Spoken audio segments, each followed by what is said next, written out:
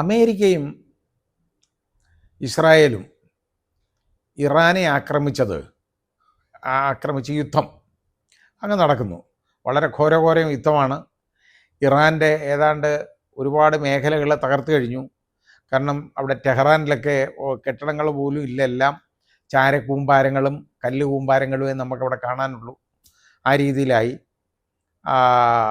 പക്ഷേ ഇറാനെ ഉണ്ടല്ലോ, ഇറാൻ അങ്ങനെയൊന്നും തോൽക്കുന്ന ആളുകളല്ല. അവരങ്ങനെ ഇരിക്കുമ്പം ഓരോന്ന് കത്തിച്ച് വിടുന്നുണ്ട് ഇങ്ങോട്ട്. ശരിക്ക് അവർ തിരിച്ചാക്രമിക്കുന്നുണ്ട്. അമേരിക്കയല്ല, ഇസ്രായേലിനെ. അതോടൊപ്പം അമേരിക്കൻ താവളങ്ങൾ എവിടെയൊക്കെ ഉണ്ടോ അടുത്ത് ചുറ്റുപാടുമുള്ള രാജ്യങ്ങളിൽ അവിടെ എല്ലാം ആക്രമിക്കുന്നുണ്ട്. അതിനിടയിൽ തുർക്കി ഒരിക്കലും അവർ അറ്റാക്ക് ചെയ്യത്തില്ല. കാരണം തുർക്കി ഉർദുഗാൻ എന്ന് പറയുന്ന ആൾ, അവിടുത്തെ ഭരണാധികാരി, ഈ യഥാർത്ഥത്തിൽ അലി ഖൊമേനിയായിട്ടൊക്കെ വളരെ അടുപ്പത്തിൽ പോകുന്ന ഒരാളാണ്, അവരെ സപ്പോർട്ട് ചെയ്യുന്ന ആളാണ്. അപ്പം അത് ഇറാഖിൻ്റെ മുകളിലോട്ട്, തുർക്കിയുടെ മുകളിലോട്ട് ഒരാക്രമണം അങ്ങ് നടത്തിയത് ആരാ? അത് ഇറാനാന്ന് പറയാനാണ്. കാരണം അവരുടെ ശത്രുത പിടിച്ചു വെക്കാനാണ്. ഇറാൻ ഇന്ന് അത് വ്യക്തമാക്കി, തുർക്കിയുടെ ഞങ്ങളുടെ ആയുധമല്ല അവിടെ വീണേക്കുന്നത്, നിങ്ങൾക്ക് പരിശോധിക്കാം, ഞങ്ങളുടേതല്ല. കാരണം ഇസ്രായേൽ അയക്കുന്നതാണ് അങ്ങോട്ട്. എന്നിട്ട് എന്തിന്? ഇത് ഇറാൻ അയച്ചതാണ് എന്നുള്ള ഒരു രീതി ഉണ്ടാക്കി കാണിക്കണം. ഇനി എന്തായാലും പോട്ടെ, അത് യുദ്ധം, ഞാനതിനെക്കുറിച്ച് പറയുന്നില്ല. ഇപ്പോൾ എന്താണെന്നറിയാം, ഈ യുദ്ധം, ഇവർ തമ്മിലുള്ള യുദ്ധവും പശ്ചിമേഷ്യയിൽ ഇറാൻ മറ്റ് രാജ്യങ്ങളെ, GCC കൺട്രീസിൽ കുവൈറ്റ്, അതേപോലെ തന്നെ Saudi Arabia, UAE, Qatar, Bahrain, ഇത്രയും രാജ്യങ്ങളെ, ഒമാനെ അവരെ ആക്രമിക്കുന്നൊന്നുമില്ല കേട്ടോ, ചില വലുതായിട്ട് ഇല്ല. ഒമാനിൽ അമേരിക്കൻ താവളം, നാവികേന്ദ്രം ഉള്ളത്, അതോ അങ്ങനെ എന്തെങ്കിലുമൊക്കെ ഉള്ളതാണെന്നുണ്ടെങ്കിൽ അവർ അറ്റാക്ക് ചെയ്യും. അല്ലാതെ ഇത്രയും രാജ്യങ്ങളെ ഇവർ ആക്രമിക്കുന്നുണ്ട്. ആക്രമിച്ചപ്പോൾ അപ്പോഴത്തേക്ക് വന്നു. അത് മാത്രമല്ല, ഹോർമുസ് കടലിടുക്ക് ഇവരങ്ങ് അടച്ചു. അപ്പോൾ ഈ വന്ന ഏറ്റവും വലിയ തകരാറ് എന്താണെന്നറിയോ? ഈ ഇസ്രയേലും അമേരിക്കയും കൂടെ ഇറാനെ ആയിട്ടുള്ള യുദ്ധം, ഈ യുദ്ധം ഇപ്പം നമ്മുടെ അടുക്കളയിലേക്ക് വന്ന് ബാധിച്ചേക്കാണ്.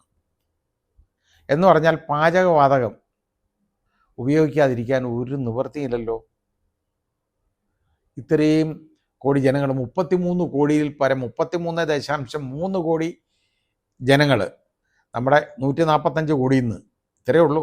ഇത്രയും പേര് പാചകവാതകത്തെ മാത്രം ആശ്രയിച്ച് കഴിയുന്നവരാണ്. അതില്ലാതെ അവർക്ക് പാചകം നടക്കത്തില്ല. ഇപ്പോൾ വിറവ് കത്തിക്കാൻ പറ്റുമോ? സിറ്റിയിലെങ്ങാനും വിറവ് ആർക്കെങ്കിലും എരിക്കാൻ പറ്റുമോ? പുക വന്നു കഴിഞ്ഞാൽ ഫൈനാണ്, ഒന്നും ചെയ്യാൻ ഒക്കത്തില്ല. നമുക്കൊരു പേപ്പർ പോലും കത്തിക്കാൻ പറ്റില്ല, കരിയില കത്തിക്കാൻ പറ്റത്തില്ല. അങ്ങനെയുള്ളപ്പോൾ വിറവ് ഇരിക്കാൻ പറ്റത്തില്ലല്ലോ. അങ്ങനെ ഇന്ന് വിറക് അടുപ്പുകൾ എവിടെയെങ്കിലും ഉണ്ടോ? സിറ്റിയിലെങ്ങും ഇല്ല, ഈവൻ നാട്ടിൻപുറത്ത് പോലും ഇപ്പോൾ ഇല്ല. അതാ കാര്യം. അപ്പോൾ ഇത് നമ്മൾ അടുക്കളയിലേക്ക് വരുന്ന എന്താ കാര്യം? LPG ഷോർട്ടേജ് വരാൻ തുടങ്ങി. ഇതാണ് പ്രശ്നം വന്നിരിക്കുന്നത്. ഇപ്പോൾ നമ്മുടെ കേരളത്തിൽ 1 ലക്ഷം ഹോട്ടലുകളുണ്ട്. 1 ലക്ഷം ഹോട്ടലുകളുണ്ട്. ഹോട്ടൽസ് ആൻഡ് റെസ്റ്റോറൻറ്റ് അസോസിയേഷൻ്റെ പ്രസ്താവനയിൽ പറഞ്ഞ് 1 ലക്ഷം ഹോട്ടലുകളുണ്ടെന്നുള്ളതാണ്. ഈ 1 ലക്ഷം ഹോട്ടലുകളിലേക്ക് എല്ലാവരും ഉപയോഗിക്കുന്ന എന്തറിഞ്ഞോ? കൊമേഴ്സ്യലായിട്ടുള്ള LPG ആണ്, ഈ വാതകമാണ്, ഈ പ്രകൃതി വാതകം ആണ്. അവിടെ അവർക്ക് വലിയ സിലിണ്ടർ അതാ ഉപയോഗിക്കുന്നത്. ഒരു 25 സിലിണ്ടർ വരെ ദിവസം ഉപയോഗിക്കുന്ന ഹോട്ടലുകളുണ്ട്. അവിടെയൊക്കെ റെസ്റ്റോറൻറ്റ്സും ഹോട്ടലുകളും ഉണ്ട്. അവിടെ ഒന്നും അതിനൊരു നിയന്ത്രണമില്ലായിരുന്നു, നിങ്ങൾക്ക് ഇഷ്ടമുള്ളവർ ഉപയോഗിക്കാം. പക്ഷേ ഇപ്പോൾ നിയന്ത്രണം കൊണ്ടുവരികയാണ്. ഇനി അങ്ങനെ ഉപയോഗിക്കാൻ ഒക്കത്തില്ല. ഇപ്പം അൾട്ടിമേറ്റ്ലി എന്താണെന്നറിയാവോ? ഒരുപാട് ഹോട്ടലുകൾ, ഇപ്പോൾ മുംബൈയിൽ ഒരുപാട് ഹോട്ടലുകൾ പൂട്ടിക്കഴിഞ്ഞു. ഇനി ബംഗളൂരുവിലും അതുപോലെ ചെന്നൈയിലും പിന്നെ ഗുരുഗ്രാമിലും ഒക്കെ ഒരുപാട് ഹോട്ടലുകൾ ഇപ്പോൾ പൂട്ടിക്കൊണ്ടിരിക്കുകയാണ്. ഈ ഹോട്ടലുകൾ പൂട്ടിയാലുള്ള കുഴപ്പം എന്താണെന്നറിയോ? ഈ ഹോട്ടലിനെ ഫുഡ് മാത്രം ആശ്രയിച്ച് കഴിയുന്ന ഒരുപാട് ആളുകളുണ്ട്. അവരെല്ലാം പട്ടിണിയാവും. വേറെ എന്ത് മാർഗമുണ്ട്? എന്തു ചെയ്യും? എങ്ങനെ ആഹാരം കഴിക്കും? ആഹാരമില്ല, ഹോട്ടലുകളെല്ലാം അടഞ്ഞു കിടക്കും, റെസ്റ്റോറൻറ്റുകൾ വർക്ക് ചെയ്യത്തില്ല, ഒന്നും ചെയ്യത്തില്ല. അപ്പോൾ ഈ പ്രവർത്തിക്കുന്ന ഹോട്ടലുകളെന്ന് പറയുന്നത് തന്നെ കൂടുതൽ നാൾ മുമ്പോട്ട് പോകത്തില്ല. ഇപ്പോൾ LPG ഷോർട്ടേജ് എന്ന് പറയുന്നത് ഇപ്പോൾ കിട്ടാനില്ല, ആ രീതിയായി. ഇപ്പോൾ ആ രീതിയിൽ വാണിജ്യ സിലിണ്ടറുകൾ കിട്ടാനില്ലാതെ ഹോട്ടലുകൾ അടയ്ക്കാൻ തുടങ്ങി. ഇനി നമ്മുടെ വീടിൻ്റെ അടുക്കളകൾ അടയാൻ തുടങ്ങും. പിന്നെ എന്തു ചെയ്യും? എന്തോ ആഹാരം കഴിക്കും, ഏത് വിധത്തിൽ ആളുകൾ കഴിക്കും, ആഹാരം കഴിക്കും. പിന്നെ ആളുകൾ ചെയ്യാൻ പോകുന്ന വൈദ്യുതിയിൽ ഭക്ഷണ പാചകം ചെയ്യാൻ തുടങ്ങും. അങ്ങനെ വരുന്ന ഉടനെ വൈദ്യുതി ഉപഭോഗം വളരെ കുതിച്ചു വരും. അത് വലിയ പ്രശ്നമാണ്. അപ്പോൾ അങ്ങനെ വരുന്നുണ്ടെങ്കിൽ നമുക്ക് വൈദ്യുതി ഷോർട്ടേജ് വരും, അങ്ങനെ കുഴപ്പമുണ്ടാവും. അപ്പോൾ ഇത് നമുക്ക് 65% LPG, നമുക്ക് ഇന്ത്യയിൽ ആവശ്യമുള്ള 65% LPGയും നമ്മൾ ഇറക്കുമതി ചെയ്യുകയാണ്. ഇറക്കുമതി ചെയ്യുന്നത് സൗദി, ഖത്തർ, UAE, അതുപോലെ തന്നെ തുടങ്ങിയ രാജ്യങ്ങളിൽ നിന്നാണ്. ഈ ഹോർമൂസ് കടലിടുക്ക് അടയ്ക്കുന്നതോടുകൂടി ഇതൊന്നും ഇങ്ങോട്ട് വരത്തില്ല. ഈ 65% ആണ് നമ്മൾ ഇറക്കുമതി ചെയ്യുന്നത്. ആ 65%-ൻ്റെ 90%-വും ഈ പറയുന്ന GCC കൺട്രീസിൽ നിന്നാണ് നമ്മൾ ഇറക്കുമതി ചെയ്യുന്നത്. 65%-ൻ്റെ 90%. ബാക്കിയുണ്ടല്ലോ 10%-ആണ് നമ്മൾ അമേരിക്കയിൽ നിന്ന് ഇറക്കുമതി ചെയ്യുന്നത്. അതല്ലാതെ വേറെ ഒന്നുമല്ല. അപ്പോൾ ഇത് വരാനൊരു മാർഗമില്ലാതെ വരും. അതുകൊണ്ട് ഹോർമൂസ് കടലിടുക്ക് വഴി വരേണ്ടതായിട്ട് വരും. അത് കിട്ടാതാകും. ഇനി അതേപോലെ പെട്രോളിയം ഉൽപ്പന്നങ്ങൾ, പെട്രോള്, ഡീസൽ തുടങ്ങിയവയ്ക്ക് ഇനി അതിന് വില കൂടും. വില കൂടുന്നത് മാത്രമല്ല, പമ്പുകളൊക്കെ അടച്ചിടേണ്ടതായിട്ട് വരും, പെട്രോൾ ബങ്കുകൾ അടയ്ക്കേണ്ടതായിട്ട് വരും. അത് പൂട്ടിക്കഴിയുമ്പോൾ വാഹനങ്ങൾ നിരത്തിലിറക്കാൻ വയ്യാതെ വരും. അങ്ങനെയുള്ള കുഴപ്പമുണ്ട്. അപ്പോൾ ഈ രീതിയിലൊക്കെയുള്ള കാര്യങ്ങളാണ് നടന്നുകൊണ്ടിരിക്കുന്നത്.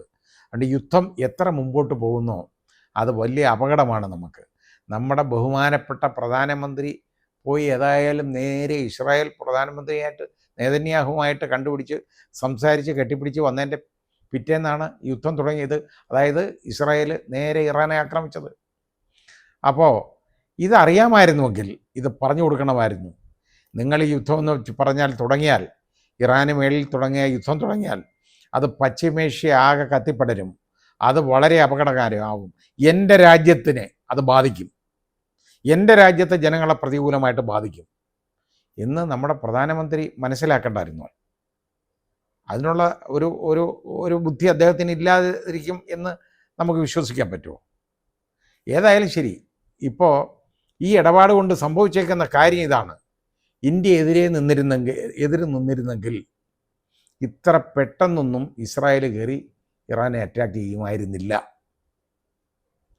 കാരണം ഇപ്പോൾ ചൈനയും റഷ്യയും ഓപ്പണായിട്ട് ഇപ്പം ഇറങ്ങും ഇനി അവർക്ക് അനുകൂലമായിട്ട് ഇറാന് വേണ്ടി. തുർക്കിയുണ്ട്, ഇതുപോലുള്ള കുറേ രാജ്യങ്ങളുണ്ട്. ബാക്കിയൊക്കെ എതിർചേരിയിലേക്ക് പോകും. പക്ഷേ എതിർചേരിയിലേക്ക് പോകുന്നവരെയൊക്കെ അവർ ചെയ്യാൻ പോകുന്നതെന്ന് പറഞ്ഞാൽ അവർ അറ്റാക്ക് ചെയ്യും. പാകിസ്ഥാൻ ഒന്നും വയ്യാതെ നിൽക്കുക. കാരണം സൗദിയുമായിട്ടൊരു ട്രീറ്റി ആയിപ്പോയി. അത് കഴിഞ്ഞ് എന്നാൽ ഇറാനെതിരെ ഒന്നും പറയാനും പറ്റുന്നില്ല പാകിസ്ഥാൻ. ആ രീതിയിൽ നിൽക്കുകയാണ്.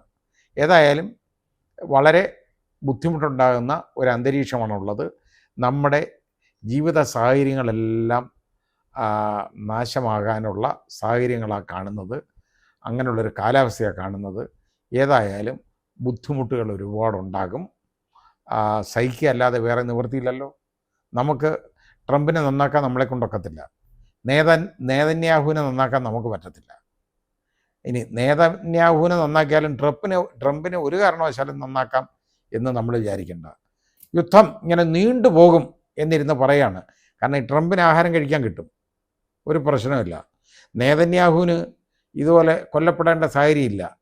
കാരണം അവിടെ മരിക്കപ്പെടാൻ വിധിക്കപ്പെട്ട ആളുകളാണ് ഉള്ളത്. അവിടുത്തെ പട്ടാളക്കാരുമുണ്ട്, അവരൊക്കെ തന്നെ സഹിക്കേണ്ടത്, അവിടുത്തെ ജനങ്ങളും, അല്ലാതെ വേറെ ആരുമില്ല. ഇവിടെ ഒന്നും അറിയാത്ത, ഒരു യുദ്ധവും ചെയ്യാത്ത നമ്മൾ, ഇന്ത്യയിലെ ജനങ്ങൾ നമ്മൾ അനുഭവിക്കണം. ഇതൊരു എക്കണോമിക് വാറായിട്ട് മാറി എന്നുള്ളതാണ് നമ്മൾ നോക്കേണ്ടത്. ഒരു സാമ്പത്തിക യുദ്ധം, അതുപോലെ തന്നെ പെട്രോളിയം ഉൽപ്പന്നങ്ങളുടെ ആയിട്ടുള്ള ഒരു യുദ്ധം. ആ രീതിയിലേക്ക് ഇത് മാറി. അതിന് ഒന്നും ചെയ്യാൻ പറ്റുന്നില്ല. ഹോർമൂസ് കടലിടുക്കിലൂടെ ഇവരുടെ വലയം ഭേദിച്ച് വരാൻ ബുദ്ധിമുട്ടാണ്. ഇനി അമേരിക്ക ഹോർമൂസ് കടലിടുക്ക് ഏറ്റെടുക്കുന്നതിനെ കുറിച്ച് ആലോചിച്ചുകൊണ്ടിരിക്കുകയാണെന്നിപ്പോൾ. അങ്ങോട്ട് ചെല്ലാൻ പറഞ്ഞ് നടക്കുന്ന കാര്യമാണ്. ബാലിസ്റ്റിക് മിസൈല്, ഹൈപ്പർസോണിക് ഇഷ്ടംപോലെ കയ്യിലുണ്ട് ഇറാൻ്റെ. അത് അവരെവിടെ എപ്പോൾ വേണമെങ്കിലും കത്തിച്ചു വിടും. 500 മീറ്റർ താഴെ, അതായത് ഒരു 1/2 കിലോമീറ്റർ ഭൂമിക്കടിയിലാണ് അവർ നഗരങ്ങൾ പോലും ഇറാനിലുണ്ടാക്കിയേക്കുന്നത്. അതിനെ ഇന്നത്തെ ബങ്കർ ബസ്റ്റർ ബോംബെന്നൊക്കെ പറയുന്നില്ലേ, അതൊന്നും അവിടെ വരെ തുരന്ന് ചെല്ലത്തില്ല. അത് ആലോചിക്കണം, ബദ്ധപ്പാട് വരും.